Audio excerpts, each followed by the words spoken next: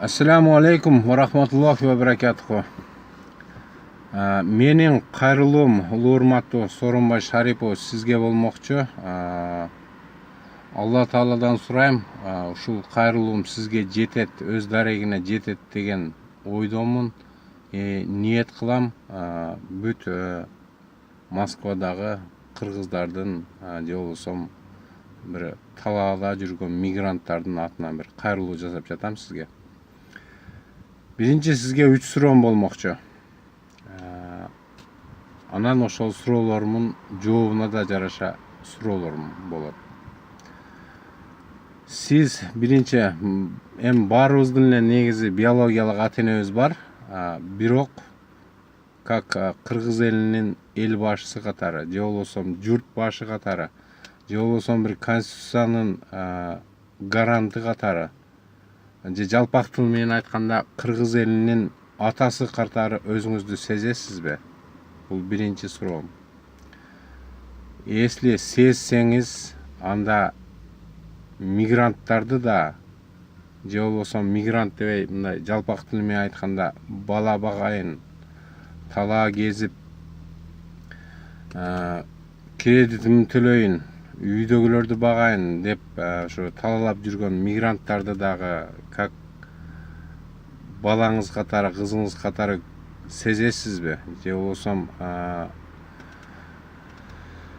кыргыз мамлекетинин оор кырдаалда мамлекетти көтөрүүгө салымы чоң деп ойлойсузбу? Бул экинчи суроом. Анан үчүнчү суроом эме болмокчу, мындай бир аз түшүндүрмө менен айтайын. Түшүндүрмө эме мындай да, баарыбыз конокпуз бул дүйнөгө.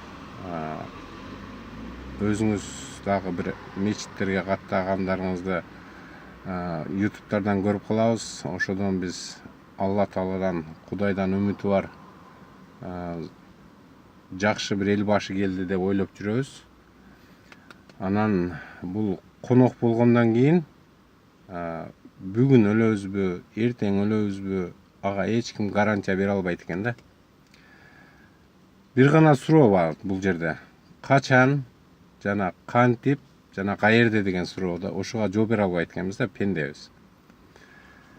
Кече мурдагы күнү 3 кырчындай болгон кыргыздын жигиттери кетти Москва шаарында.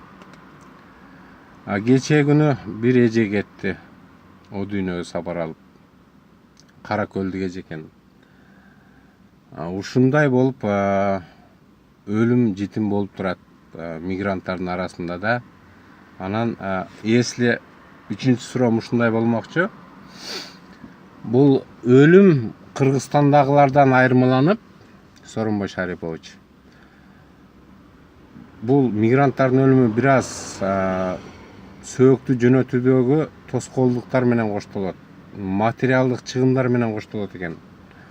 Анан если сиз ушул мигранттарды дагы биринчиден өзүңүздү журт башы катары же кыргыз элинин атасы катары сезсеңиз, мигранттарды дагы бала катары же кызым деп ойлойсузбу?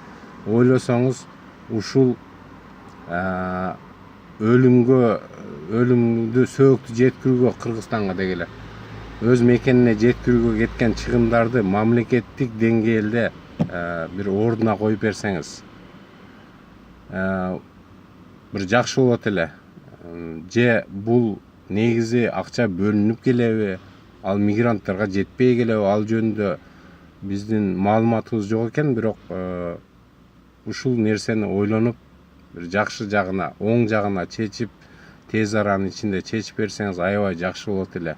Бул кайрылуум сизге жетет деген ниеттемин. Жана оң жагына чечип бересиз деген ойдомун. Рахмат.